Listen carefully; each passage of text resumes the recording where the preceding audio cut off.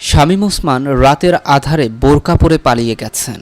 সুষ্ঠু নির্বাচন হলে ২৫০টির বেশি আসন পাবে বিএনপি, বলেছে রুমিন ফারহানা। শেখ হাসিনার ৭৮তম জন্মদিন আজ। গণবিপ্লবে শহীদরা জাতির শ্রেষ্ঠ সন্তান, বলেছে সালাউদ্দিন আহমেদ। সারা দেশে হবে কর্মী সভা, তৃণমূলে যে বার্তা পৌঁছাতে চায় বিএনপি। তিস্তায় বাড়ছে পানি, প্লাবিত হতে পারে নিম্ন অঞ্চল। এতক্ষণ শুনছিলেন সংবাদ শিরোনাম, এবার বিস্তারিত। শামীম ওসমান রাতের আধারে বোরকা পরে পালিয়েছেন। শামীম ওসমান রাতের আধারে কাপুরুষের মতো বোরকা পরে পালিয়ে গেছেন বলে মন্তব্য করেছে নারায়ণগঞ্জ জেলা বিএনপির সভাপতি মোহাম্মদ গিয়াসউদ্দিন। শুক্রবার বিকেলে সিদ্ধিরগঞ্জের মিজমিজি বাতানপাড়া এলাকায় এক সভায় এই মন্তব্য করেন তিনি। গিয়াসউদ্দিন বলেন, অনেকেই শামীম ওসমানকে বলতেন সিংহ পুরুষ, আমি বলতাম কাপুরুষ। তিনি সত্যিকার অর্থে কাপুরুষের মতো বোরকা পরে পালিয়ে গেছেন। তিনি শামীম ওসমানকে গডফাদার হিসেবে উল্লেখ করে বলেন, ৫ই আগস্ট সরকার পতনের পর অনেকে ধরা পড়লেও গডফাদারকে ধরা যায়নি। তিনি এখন দিল্লিতে গিয়ে মাজারে রাতে কান্নাকাটি করছেন। তিনি পালিয়ে গেছেন। তিনি আরও বলেন, দাম্ভিকতার পতন হয়েছে। গতদিনে এই গডফাদারের সঙ্গে মানুষ দেখা করতে পারেনি, বাড়িতে গেলে তাড়িয়ে দিতেন। বিএনপিকে মাটিতে মিশিয়ে দেবে বলে দাম্ভিকতা দেখাতেন। শত শত কোটি টাকার মালিক হয়েছে। জনসভায় বক্তব্য রাখেন সিদ্ধিরগঞ্জ থানার বিএনপির সভাপতি মাজেদুল ইসলাম, সাধারণ সম্পাদক ও নাসিক ২ নম্বর ওয়ার্ড কাউন্সিলর মোহাম্মদ ইকবাল হোসেন, সাবেক সাধারণ সম্পাদক MA হালিম জুয়েল, সাংগঠনিক সম্পাদক আকবর হোসেন সহ অনেকে। এদিকে সুষ্ঠু নির্বাচন হলে ২৫০টির বেশি আসন পাবে বিএনপি, বলেছে রুমিন ফারহানা। সুষ্ঠু নির্বাচন হলে বিএনপি ২৫০টির বেশি আসন নিয়ে সরকার গঠন করবে বলে মন্তব্য করেছে বিএনপির নেত্রী রুমিন ফারহানা। শুক্রবার বিকেলে ব্রাহ্মণবাড়িয়ার নবীনগর উপজেলার বড়িকান্দি গনিশা মাজার প্রাঙ্গণে স্থানীয় বিএনপি আয়োজিত জনসভায় প্রধান অতিথির বক্তব্যে এই আশাবাদ ব্যক্ত করেন তিনি। রুমিন ফারহানা বলেন, বাংলাদেশের মানুষ ভোট পাগল। ৯০ থেকে ১০০ বছর বয়সে নাতির কাঁধে চড়ে মানুষ ভোট দিতে চায়। বিএনপির এই নেত্রী বলেন, গত ২০ বছরে মানুষ ভোট দিতে পারেনি। তারা উন্মুখ হয়ে আছে কবে একটা ভোট দিতে পারবে। মানুষকে তার পছন্দের প্রতিনিধি নির্বাচনের সুযোগ করে দিন। তিনি বলেন, আমরা বিশ্বাস করি সংবিধান, আইন ও বিচার বিভাগ এবং নির্বাচন কমিশনের সংস্কার প্রয়োজন, কিন্তু সংস্কার সবচেয়ে বেশি ন্যায্য হয় যদি সেটি নির্বাচিত প্রতিনিধিদের মাধ্যমে হয়। তাই আমি আহ্বান জানাবো, যত দ্রুত সম্ভব যৌক্তিক সময়ের মধ্যে মানুষকে তার ভোটের অধিকার ফিরিয়ে দিন। এর আগে ব্রাহ্মণবাড়িয়ায় বৈষম্য বিরোধী ছাত্র জনতার আন্দোলনে সকল শহীদদের স্মরণে ও বেগম খালেদা জিয়ার সুস্থতা কামনা আলোচনা ও দোয়া মাহফিল অনুষ্ঠিত হয়। বিএনপির নেতা কাজী নাজমুল হোসেন তাপসের সভাপতিত্বে আলোচনায় ব্রাহ্মণবাড়িয়া বিএনপির সাবেক সভাপতি হাফিজুর রহমান মোল্লা, সাবেক সাধারণ সম্পাদক জহিরুল হক খোকন সহ স্থানীয় নেতারা উপস্থিত ছিলেন। এদিকে শেখ হাসিনার ৭৮তম জন্মদিন আজ।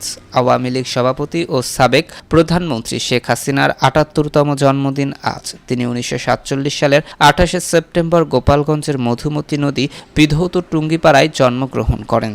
জাতির পিতা বঙ্গবন্ধু শেখ মুজিবুর রহমান ও বঙ্গমাতা শেখ ফজিলাতুন্নেসা মুজিবের জ্যেষ্ঠ সন্তান তিনি। শেখ হাসিনার শিক্ষাজীবন শুরু হয়েছিল টুঙ্গিপাড়ার এক পাঠশালায়। ১৯৯৪ সালে নির্বাচনে বঙ্গবন্ধু প্রাদেশিক পরিষদের সদস্য নির্বাচিত হয়ে পরিবারকে ঢাকায় নিয়ে আসেন। তখন পুরনো ঢাকার রজনী বোস লেনে ভাড়া বাসায় থাকতেন তিনি। বঙ্গবন্ধুর আগ্রহে ১৯৬৮ সালে পরমাণু বিজ্ঞানী ডক্টর ওয়াজেদ মিয়ার সঙ্গে বিয়ে হয় শেখ হাসিনার। ১৯৭১ সালের ২৫শে মার্চ রাতে বঙ্গবন্ধুকে গ্রেপ্তার করে পাকিস্তানের করাচিতে নিয়ে যাওয়ার পর গোটা পরিবারকে ঢাকায় ভিন্ন এক বাড়িতে গৃহবন্দী রাখা। অবরুদ্ধ বাংলাদেশে মুক্তিযুদ্ধ চলাকালে ১৯৭১ সালের ২৭শে সেপ্টেম্বর হাসিনা গৃহবন্দী অবস্থায় তার প্রথম সন্তান জয়ের মা হন। ১৯৭২ সালের ৯ ডিসেম্বর কন্যা সন্তান পুতুলের জন্ম হয়।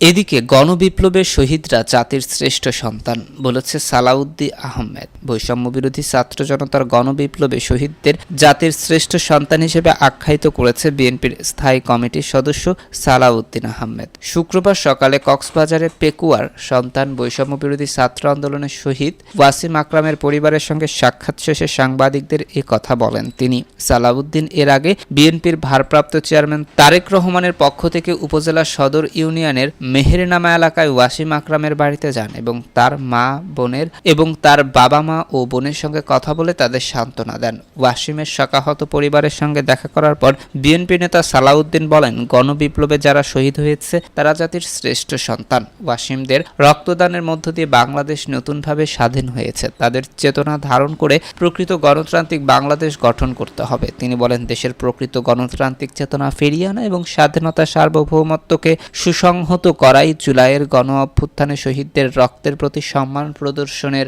একমাত্র উপায়।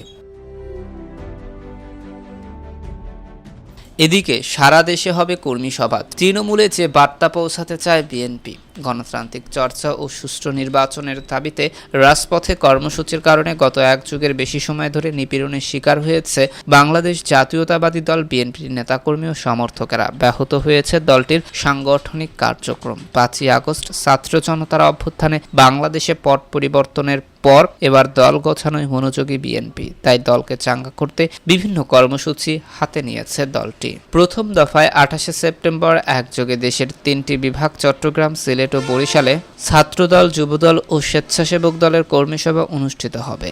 সার্বিক তত্ত্বাবধানে কাজ করবে 3টি কমিটি। ধাপে ধাপে 8 বিভাগের 64 জেলায় হবে এই সভা।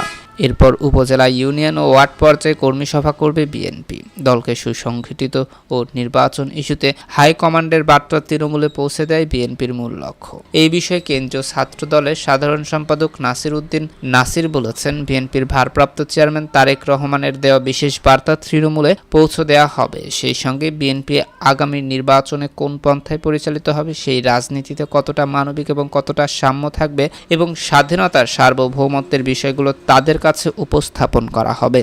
যুবদলের সভাপতি আব্দুল মোনায়েম মুন্না বলেছেন, এর মধ্যে বিভাগীয় পর্যায়ে সভা করছি। এখন জেলায় 3টি অঙ্গ সংগঠনের যৌথ সভা করতে যাচ্ছি। আমাদের লক্ষ্য একটাই, নেতাকর্মীদের মাঠে রাখা এবং সাংগঠনিক কাজে ব্যস্ত রাখা। স্বেচ্ছাসেবক দলের সাধারণ সম্পাদক রাজীব আহমেদ বলেছেন, কিছু কিছু জায়গায় কমিটি নেই বা কমিটির কিছু অসঙ্গতি রয়েছে। আমরা যৌথ কর্মী সভার মধ্য দিয়ে সেগুলো শনাক্ত করব। সংগঠনকে শক্তিশালী গড়ে তুলতে নতুন করে ঢেলে সাজানোর প্রস্তুতি রয়েছে আমাদের। এদিকে তিস্তায় বাড়ছে পানি, প্লাবিত হতে পারে নিম্ন অঞ্চল। কয়েকদিন ধরে তিস্তার পানি হুহু করে বাড়ছে। শনিবারের মধ্যে পানি আরও দ্রুত বাড়তে পারে বলে জানিয়েছে সরকারের বন্যা পূর্বাভাস ও সতর্কীকরণ কেন্দ্রগুলো।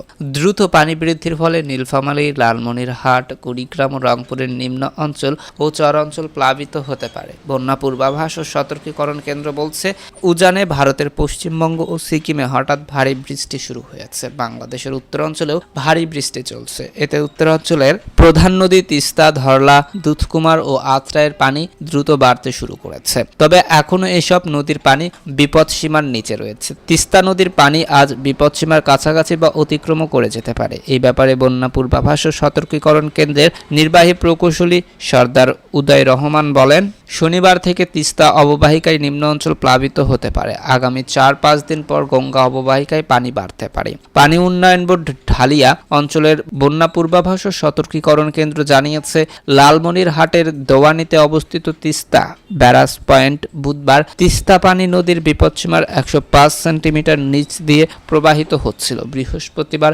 কিছুটা বেড়ে পানি প্রবাহিত হচ্ছিল বিপদসীমার 65 সেন্টিমিটার নিচ দিয়ে। গতকাল শুক্রবার বৃদ্ধি পেয়ে বিপদসীমার 32 সেন্টিমিটার নিচ দিয়ে প্রবাহিত হচ্ছিল। আবহাওয়া অধিদপ্তরের তথ্য অনুযায়ী গতকাল তেঁতুলিয়ায় দেশের সর্বোচ্চ 228 মিলিয়ন বৃষ্টিপাত হয়েছে।